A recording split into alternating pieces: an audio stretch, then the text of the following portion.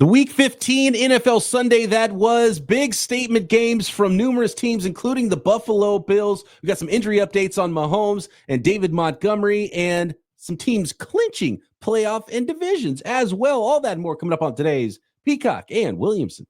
NFL analyst Brian Peacock and former NFL scout Matt Williamson bring you expert NFL analysis every day in less than 30 minutes. Get an inside look at the NFL on the field and in the front office with elite breakdowns to next-level analysis and in-depth information only for the real NFL fans. This is Peacock and Williamson, and it starts now.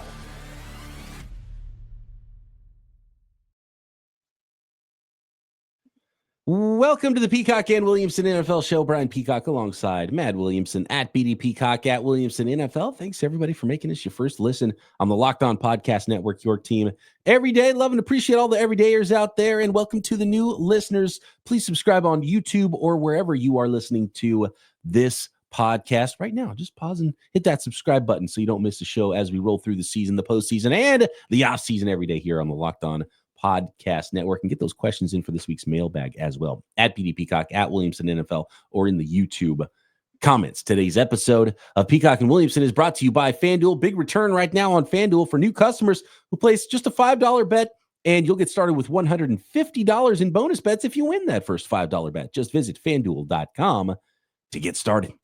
We are going to get started, Matt, with the Buffalo Bills. A huge win after a narrow defeat the week before, putting up 42 points and losing to the Los Angeles Rams. They go back and put up 48 points and still allow 42 points, by the way. So there's a lot of defense in the last couple of Bills games. But Josh Allen strengthening his MVP case as the Buffalo Bills go into Detroit and knock off the Lions 48-42. Bills improve to 11-3 on the year. Lions fall to 12-2 on the year. And my biggest takeaway for this game, as far as the NFL goes, is that I was rooting for this outcome because it makes everything really fun the last 3 weeks of the season. AFC 1 seed is up for grabs, and the NFC 1 seed is in play as well. So that makes this a lot more fun the last 3 weeks of the season. And I think some very interesting things for these two teams, especially with the Detroit Lions and how banged up they are right now. Yeah, and I know that, and I love that you always root for chaos, and I think this adds to the chaos. If the Lions would have been healthy, blown out the Bills, it'd be like, oh, I think they're the best team in the league. Now it's like, is it the Bills? Is it the Lions? Is it the Eagles? You know, Goff throws for 494, 5 touchdowns, no interception, loses. You know, the Bills average 8.2 yards for every time they snap the ball and score 48 points on the road. They run for 197. Josh Allen throws for 362, and as you said, strengthens his MVP conversation. They don't even get like Amari Cooper involved. You know, they're just spreading it around. Kincaid's back, Coleman's back, you know, points galore. So I think the big stories are Allen's awesome and is carrying the Bills. Not that the other guys aren't, but I mean, he is a true MVP. I mean, he has been a total superstar. And unfortunately, there's some bad timing for Detroit right now. You know, Montgomery is out indefinitely. You hate that word. And Ali McNeil, an excellent defensive tackle, and I think a corner as well. One of their better corners is out too for the year, right? Or at least for the regular season. Yeah, so, Carlton Davis, right? Davis, yeah. So, and to be honest with you, watching that game, and you know, they did some work trying to replace Hutchinson at the trade deadline. They're missing Alex Anzalone on that defense. And there was a touchdown run from James Cook in that game where it looked like the Lions had 10 guys on the field. It's like, nobody there to tackle him. It was too easy for that Bills offense at times. So you're starting to look at this team like, man, bad time. And everything's really catching up for them. And the Lions have done such a good job of overcoming a lot of those injuries. But at this point, it's getting a little bit more difficult when you face a guy like Josh Allen and you face a team like the Buffalo Bills. And Goff got Josh Allen, because this is what happened to Josh Allen last week, right? It was like teams were 250-0, and now they're 251 when a quarterback accounts for 6 touchdowns and doesn't turn the ball over. And then Jared Goff comes in and throws for nearly 500 yards and 5 touchdowns and loses the game, putting up 42 points. So, and I think he's going to have to do that from now on. Yeah. Or at least through the playoffs, you know? Right. And without the hammer, right? The knuckles to Jahmyr Gibbs Sonic, and my son actually 6 years old. He loves Sonic, and we just actually watched Sonic 2 this weekend. And so I was like, okay, now I get the Knuckles Sonic thing because I played the original like Sega Sonic game way back. Yeah, way back when. I didn't know what Knuckles was. Like, okay, Knuckles and Sonic. Now I get it. And there's another character, Tails. So I guess Tails is gonna have to step up in that backfield. I don't know who that is. Find Tails, huh? Yeah. So really good sign for the Bills to bounce back after a tough defeat and be like, we're still here and we're the one of the, if not the best team in the NFL right now. But still, the Bills have to fix some things because they got a little bit of a leaky defense. Like they've given up over 80 points the last 2 games. Yeah, I do think the defense is average at best. Those are tough competitions. Obviously, hot Stafford, hot Goff, but all of a sudden, their path to the playoffs might look easier than the Lions, especially the way the Eagles are playing. The Packers were really impressive last night too. We'll see the Vikings tonight. I don't love where the Lions are sitting, but I'm pretty happy with where the Bills are at right now. And the Lions are the team that most needs that first round bye to try to get everybody healthy and ready to go for their first playoff game. And they're on the verge of potentially having a lot of competition for that 1 seed in the NFC side of things because teams like the Eagles won and the Packers won and the Vikings are going to play on Monday Night Football. We're going to get to a lot of those things. One quick note on this football game too, which is a little bit disappointing from the fan perspective. And, 48-42 is always fun. You're rooting for chaos and that was the outcome, but you can't do the sneak attack onside kick anymore. Right. So the Lions, have been a great opportunity for them to have the sneak attack, but you have to declare it with the new kickoff rules. And so that's a little bit that needs tweaked or re-examined or something. Unfortunate. So in the offseason, I hope they address something like that. Let's go to the Steelers and the Eagles because the Philadelphia Eagles, did a number, and Jalen Hurts. They really did. Jalen Hurts was feeling himself after the game. He told reporters, like, "Is that what you wanted?" Because he didn't like the lines of questioning with what happened with the AJ Brown talking about passing was an issue, and AJ Brown goes for 8 and 110 and a touchdown, 27-13. Eagles win. Eagles at 12-2 now, tied with the Lions as far as record goes in the NFC, and they might have company with another 12-2 team here with the Minnesota Vikings on Monday Night Football. The Vikings are 11-2 right now, and they are hosting the Chicago Bears. So a good chance we got 3 12-2 teams after 15 weeks of football. But the Steelers clinched the playoff berth after losing a football game, so they're okay with where they're at right now at 10-4, but they looked a level behind where the Philadelphia Eagles are right now. So I do the pregame show for the Steelers. It's like 4 hours before the broadcast, and we open the show with Matt. What's your big key to this game? And my key was beat the Ravens, which is next week's game. Like I'm not saying we're punting on this game, but they haven't won in Philly in my lifetime. They don't have Pickens. They have a couple defensive guys out as well. Maybe they can hang around and steal one, but it doesn't really hurt the Steelers, but it was an embarrassing performance. There's like records for them, the time of possession in the second half. The Eagles really kicked their butts. And to the Steelers' credit, their whole goal on offense was let's stop Saquon Barkley. They did that very well, and not even with crazy heavy boxes. But to Hurts' credit, this is what the Eagles fans should be super excited about, is that was my concern about this team, not to win the division, but like to win the Super Bowl. Can Hurts be that guy? He carved the Steelers up, and everything went to Smith and Brown, and they won both lines of scrimmage. I was really, really impressed with the Eagles. They kicked the Steelers' butts. Yeah, and you're on this one. You said that potentially the Eagles could win this one big, and when we did our picks. So you nailed that. You clearly know the Steelers. What's the latest on TJ Watt limping off the field?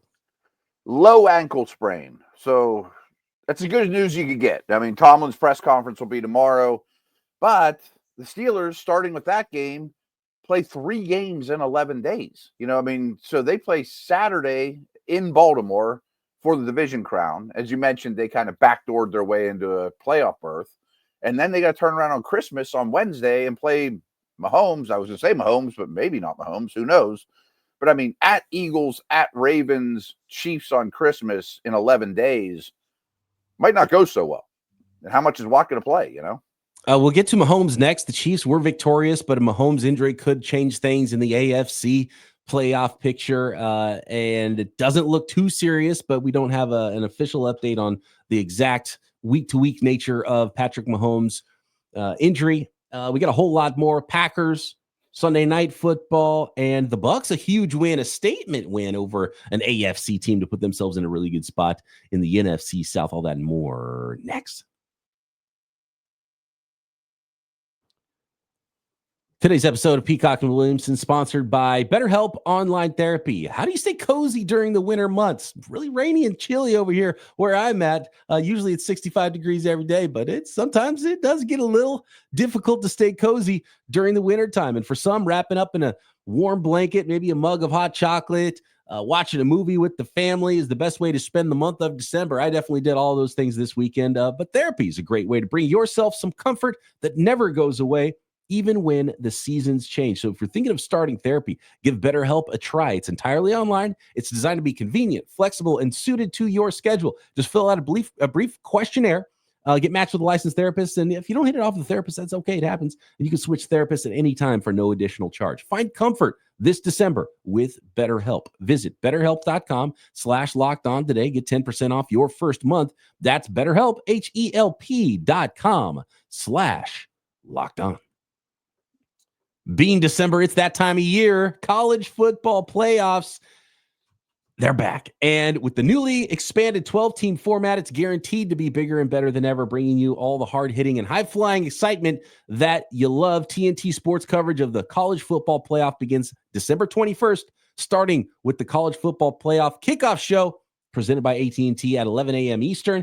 Leading into our first matchup, it's Southern Methodist University, the SMU Mustangs battling Penn State at noon. Then you got the Clemson Tigers look to upset the Texas Longhorns in a showdown at 4 p.m. Eastern. Don't miss a moment of the action. Watch college football playoffs presented by Allstate live on TNT, True TV, TBS, and Max.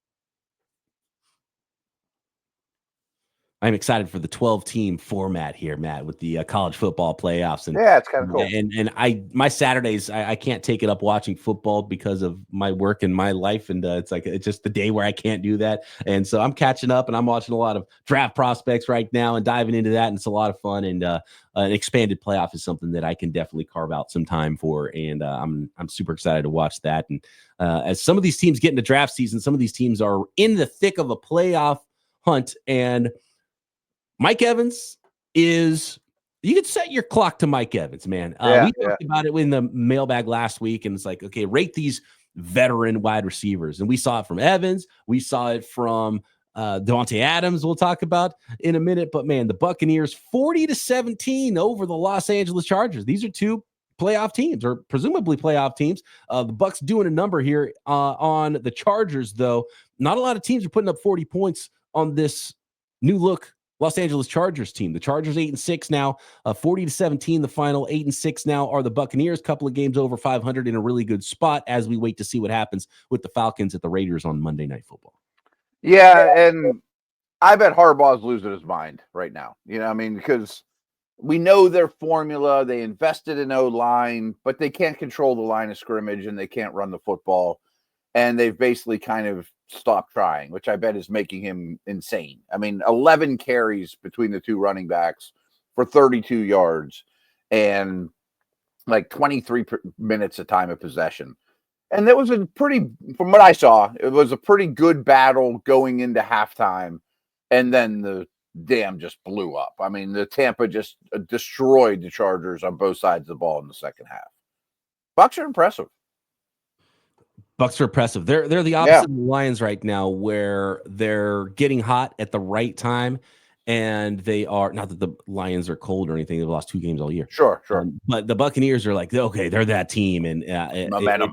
It might be a team that not only wins the South and doesn't have to worry about a tiebreaker against the Atlanta Falcons, with the Falcons would own because of head-to-head, but it might not even be close with the way they're playing right now. The Buccaneers might just run the table right here and be in a really good spot and even get a higher seed than expected, because they're right there with the Seattle Seahawks that are now 8-6 after losing on Sunday Night Football to the Green Bay Packers in another statement game, I think, with the Packers saying, okay, we're supposed to be evenly matched here, but we're just clearly a better football team. We're going to run the ball. We're going to throw the ball. We're going to play defense. We're going to create turnovers. And there was a shot of Mike McDonald on the sideline. And, he's a first-year head coach. And it's like the look on his face was like, I don't know what to do right now. We're getting beat. We're going to lose this game. I'm kind of dumbfounded what's happening with my football team. At home, the Seahawks lose 30-13 to the Green Bay Packers. Packers 10-4. Seahawks now 8-6. Yeah, you're right. This game never felt like it was in question. Green Bay walked down the field. Josh Jacobs beating your face in, get him the ball, 26 carries, physical, on the road.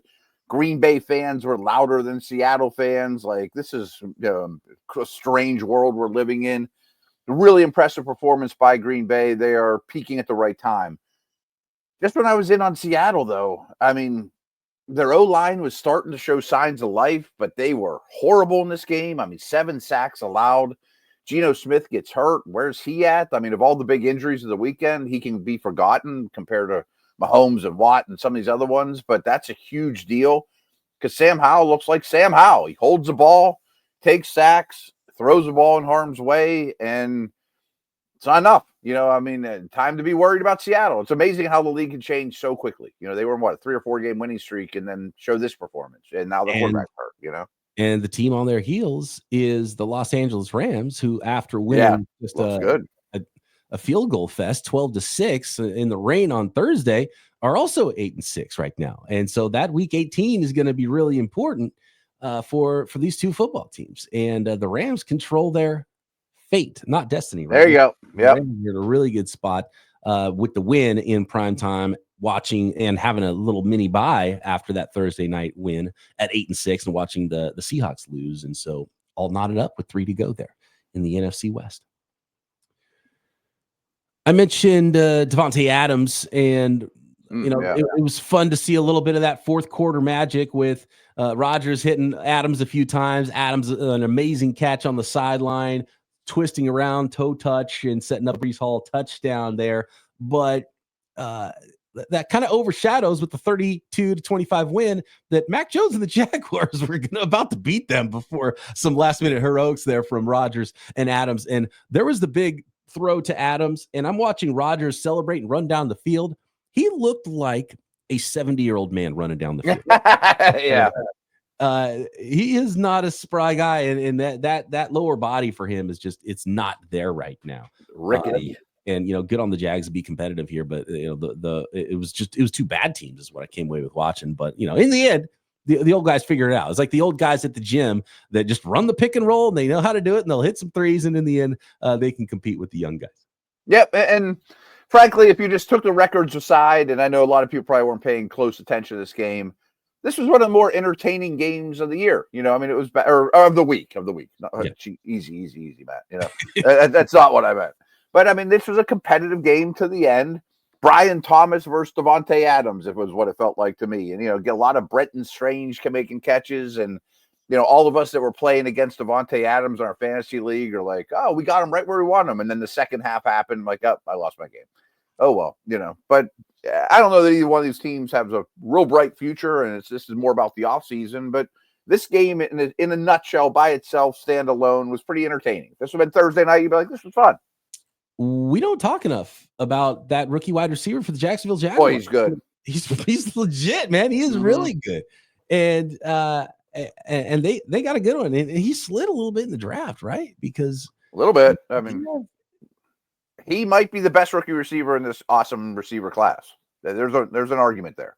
Yeah, absolutely. And if it wasn't such a quarterback centric league and a quarterback centric award, I think maybe offensive rookie of the year, he should be much more in the conversation because Brian Thomas Jr. is fun to watch. A couple of touchdowns in this game. He can make big plays, but he can route them up in the intermediate area of the field as well and get open. So phenomenal rookie season. He's so sudden for a long body type like that. Yes. And his speed is real.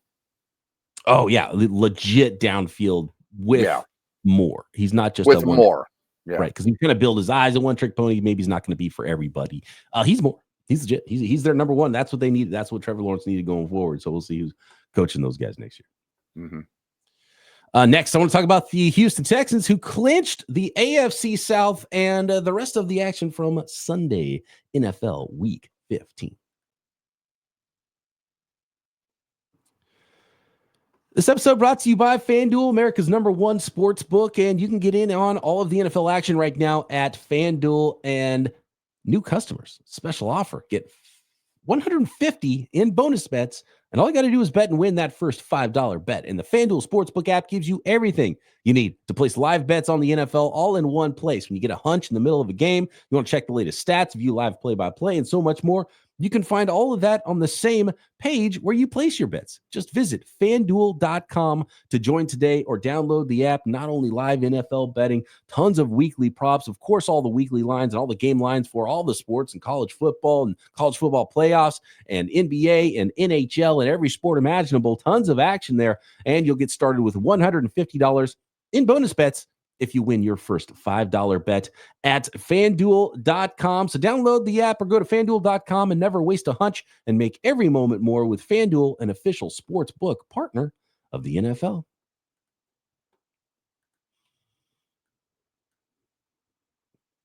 The Houston Texans, they showed up. They showed up against the Miami Dolphins here, and the Dolphins are in an awful spot here, and I think this was a twofer. I think it was a knockout blow to the Miami Dolphins who've had any hopes of, even though they were long odds of trying to fight back and get in this thing and make the playoffs. They're at 6-8 now. The offensive sputters that we've seen from the Dolphins, they reared their heads again. DeMeco Ryans put together a good plan to stifle that Dolphins offense, and the Texans seal the division. AFC South, they're going to the playoffs. 9-5 Texans beat the 6-8 Dolphins 20-12, and a game-sealing interception. It was just like a statement inside of a statement from Derek Stingley, who goes up, takes the ball away from Tyreek Hill, right? It's good on good. He said, nope, my ball. I'm going to take this away, seal this win for the Houston Texans. Yeah, I wasn't super impressed with either offense, to be honest with you, or quarterback. 4 turnovers from Miami. You mentioned the game-sealing one. Stingley's awesome, by the way. I mean, he's really high on my cornerback list. But I think you're right. Texans didn't lose the game, which there's some credence in that. Miami basically did, and it was a desperate team and couldn't really run the ball. Both defenses, I thought, were good. They lost Jalen Waddle really early on, too. So there were some things that went against the Dolphins, but I think they're cooked. Stingley third behind Surtain and Sauce? Sauce's year has not been to that level. Ooh. So I think I'd go, if I was like putting a Pro Bowl team together, I think I would be Stingley and Surtain this year. Interesting. Surtain, by the way, limped off the field in the Broncos. Yeah, that's over the Indianapolis Colts, which is, not great for the Denver Broncos. Lose your best player. I don't have an update this morning, Monday morning, on that one. Broncos, though, 31-13, big win over the Indianapolis Colts. 9-5 now are the Broncos. 6-8 Colts, kind of in the same spot as those Dolphins, where it's like, okay, it's not going to happen this year, even though you talked about how important this win was for the Broncos because of the remaining schedule going the rest of the way. Even with, winning out for the Colts, 9-8 is not going to cut it this year, and the Broncos in a great spot now ahead of the Chargers in that wild card race. It's another case of losing the game as opposed to winning it. I mean, the Colts, 5 turnovers in this game. I mean, there's 8 total turnovers in this game, 5 by the Colts. That screen throwback play, right? Benito took the house, intercepts it, and goes straight to the house. That's one of those where you're a fan of this team. You turn off the TV and you go, "What are we doing, guys?" Well, that and Jonathan Taylor dropped the ball walking into the end zone. He was one of 2 players to do that. The Bengals had a pick 6 or they had a defensive touchdown. That happens. Why does it happen all the time? It's so common. There's something happens in college all the time now too. Like, is it not cool to go one more step? Or I mean, what am I missing here? Are you moving so fast? I don't know what it's like to run that fast. Are you moving so fast that you feel like you're a lot further ahead than you are? Are you looking at yourself on the big screen and it's like the time difference screws you up? It's like a lag when you're playing a video game. What is it? Because it going on? Never happened, and it happens so often. There's something going on there with the dropping the football before you get into the end zone. I don't understand it. It should happen once every 5 years, and we should make fun of that person to no end. And now it happens like every other week. What is going on here? Yeah. Who was it? Corley did it with the Jets. Yeah. Too. It's like, well, guess what? Back to the bench. You hardly saw the field. You're not going to see the field anymore. You give up a free touchdown. It's insane. You can't do that in the NFL. I mean, it's a game the Colts had to have. They're up 13-7 at the half, and they lose 31-13, and those two plays are part of it. Like it's a field goal game without those two plays. Right. So Denver's sitting pretty. Colts are doomed, as we talked about. I mean, the upcoming schedule for these two is night and day. And you lost, Indy. I don't know if the Broncos won. You lost. And that's not a knock on the Broncos. They're in good shape. And I guess they were happy to see the Chargers get beat. Did we talk about the Chiefs and the Browns yet? No, but I don't know how much we have to stress here. I mean, I think it's the week-to-week stuff with Mahomes is what we heard. I'm sure we'll hear more about that tomorrow. I thought Xavier Worthy started to step up a little bit. I think it's sort of funny that Gray, their tight end, is their leading touchdown catch receiver this year. Like this is a strange year in Kansas City. But this was more about the Browns. I mean, this is the epitome. Jameis Winston got benched. I think they had some double checking now, but I think they had 6. The turnover differential was 6-0. Yeah, against the back-to-back world champs. I mean, this game, can't believe it was only a 14-point game. A lot of turnovers. Was there more interceptions this week than normal? I feel like there was. It sure feels that way. I mean, they threw 4 in Cleveland. And then so James gets benched. We were asked about it. Hey, is that Jameis part of the future? We know what Jameis is at this point. He's not any team's first option going into a season, maybe even in a stopgap scenario. The Chiefs, they still win this easily, 21-7, even with the Mahomes injury. And I think Andy Reid did say it's week to week, but if this was a playoff game, he probably could have gone back out there and finished the game and played. But they didn't need that at all at that point in the second half of the game. Up a couple scores, and that's how it ended, 21-7. And so now it's just Mahomes watch, and we'll see how healthy he is going into the end of December. So I think we made this comparison last week. I know we're not the only ones that ever made it, but kind of leads me to Bengals Titans. Like Will Levis is Jameis Winston. He's just a younger version, and maybe he'll learn and get some of this out of his system. But he got benched, and Rudolph came in and played well. But not enough. I mean, Burrow's still awesome. Chase is still awesome. Their defense didn't have to do that much, and it's a bad defense for the Bengals. But Will Levis is Jameis Winston. Yeah, it's one of those things where you have this wild player, and they make so many mistakes that just having a veteran that doesn't give up the ball, you at least move the ball a little bit and hold on to it, and it keeps it closer, and you're probably not going to win the game a lot, right? And we saw it with Flacco and Indy versus Richardson and what that looks like. And if you just could limit the mistakes, because it just take the free candy, death by 1,000 paper cuts. We saw Brady do it for 20 years, right? You've got all this talent, but all that talent is not worthwhile if you're putting your team behind the sticks constantly and taking sacks and turning the ball over.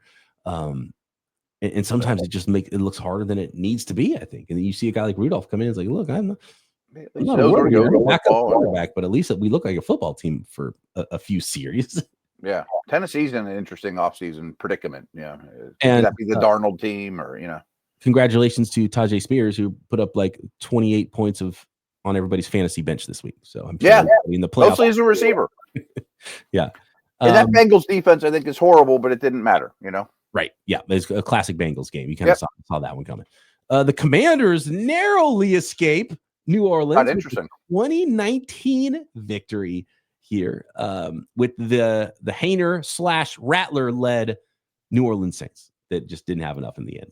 I got to give the Saints credit. I mean, since the coaching change, they play hard. It doesn't matter. Every time I look at them, like, oh, now Carr's out. They got no chance to beat anybody. They make things interesting. I mean, I'll just leave it at that. Kamara got hurt late in this game. They're throwing to Valdez Scantling and Moreau. And, I mean, like, who are these guys catching passes for the Saints? And it goes down right to the wire. And they easily could have won it. I mean, so I give them all the credit in the world. I like where the Commanders are at, especially in the standings and all that. But I really think Daniels and McLaurin have something pretty special going on. I mean, I think Daniels is playing well within himself and with some big play stuff, gave you over 60 yards rushing again. And him and McLaurin are a real combination. Never a doubt. We talked about this one a lot with our picks this week, and the Ravens thumped the Giants as expected, 35-14, and whether you got the number at 14.5 or 17 or 16.5 or whatever, it was a thorough defeat from Lamar Jackson and his 5 touchdowns. He even turned the ball over early in the game to try to give the Giants a head start, but aside from 10 for 180 or 10 for 82 yards and a touchdown for Malik Neighbors, there's not much going on with this Giants, this Giants football team. They're one of the worst. It's the Giants and the Raiders, 2 worst teams in the NFL, and a good team like the Ravens is going to come out and thump them. I don't know if we need to say more about it.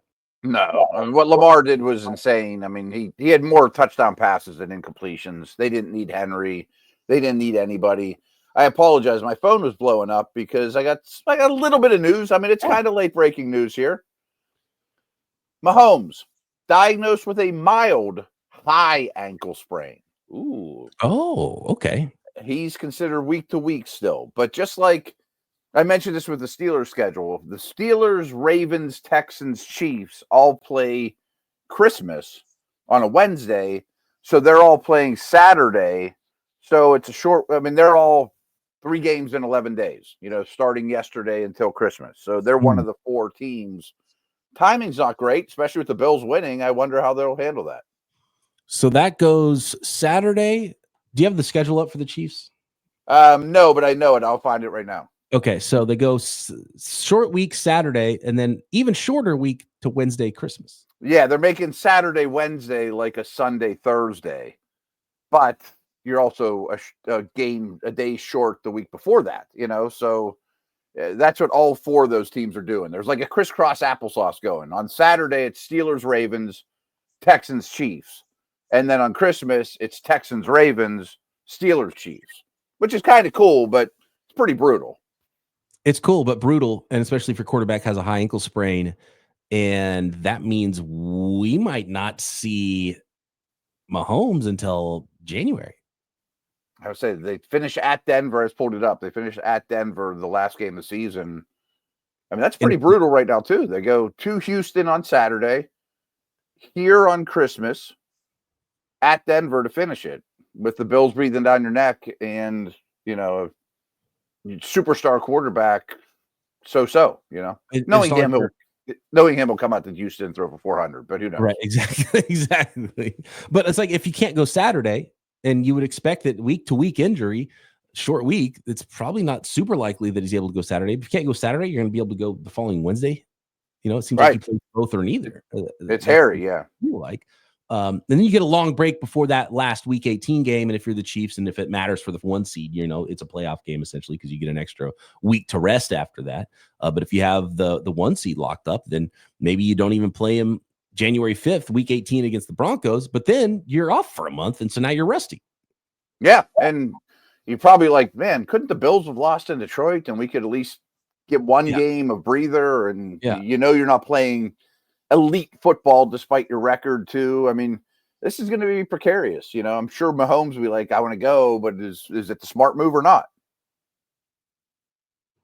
Finishing up the games here, we have 1 more that we haven't covered, and it is 2 more that we haven't covered. First of all, it was the Dallas Cowboys who defeat the Carolina Panthers 30-14. Rico Dowdle going crazy. Your guy, 149 yards on the ground in this one. They've been leaning on Rico Dowdle recently.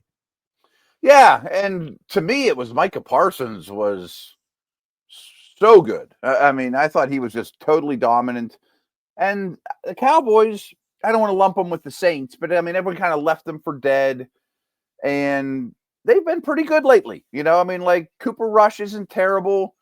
It's easy to give McCarthy a hard time. He's getting fired. Belichick should have went there. It's been a tough year for the Cowboys, but I don't know that coaching is the hugest problem. You know what I mean? CeeDee Lamb's a stud. And the Panthers play well enough and still lose, which we always are fans of for these kind of teams, New England Patriots, same deal, right? 30-17, Patriots lose to the Arizona Cardinals. Cardinals had to have this one to try to keep pace at 7-7 and hope for some luck go their way the last 3 weeks of the season and try to get into this playoff conversation here and shock some people and get in the West. Not a lot of big takeaways in this game. A couple of touchdowns from James Conner. It was just a better team. The Cards went up early and held on and defeated the Patriots as expected. And if you're the Patriots, you want to keep losing games and help yourself for the offseason. The offseason is the goal here, and continue developing your young quarterback in Drake May, who was 19 of 23, 202 yards. He had a touchdown. He had an interception. But again, not a terrible showing. He had a better quarterback rating at the end of the game than Kyler Murray did. Yeah, and I'll be honest, this is the game I saw and know the least about. But I think May keeps checking boxes of, yes, this is absolutely the guy I want to build around. And to your point, they keep losing. That's a win-win. And some real themes of this Arizona offense. James Conner, I kind of chuckled to myself when they extended him earlier in the season and kind of thought that's a good move for leadership and blah, blah, blah. They drafted Benson. He's still really good. I mean, he's been good, really good since leaving the Steelers and going to the Cardinals. He's not injured as much as he used to be. Yeah. A lot of the cliches about him are false. And Trey McBride, yet again, catches 9 balls, no touchdowns. You know, like he has this crazy no touchdown streak, but he's a stud too. Yeah, James Conner is like a night and day. He's not giving up. Trey Benson doesn't look like he's prepared at all to take the ball away from James Conner, and he's even making big runs, a 53-yarder in this game, and he's staying healthy, which is the biggest key for James. Yeah, had a really good career. Yeah, and a heart and soul player for the Arizona Cardinals in that offense. And by the way, quick note on Drake May, he had a rushing touchdown in this game, and his interception was like tipped as well. So even better performance than you might think looking at that box score for Drake May. So good all around for the Cards and the Patriots with the Week 15 score of 30-17. That is the Week 15 Sunday. Let us know what you think. Get those mailbag questions in at BD Peacock, at Williamson NFL. Subscribe or holler at us on YouTube and wherever you are getting your podcast feeds. You can find us there. Matt and I back tomorrow right here. Peacock and Williamson.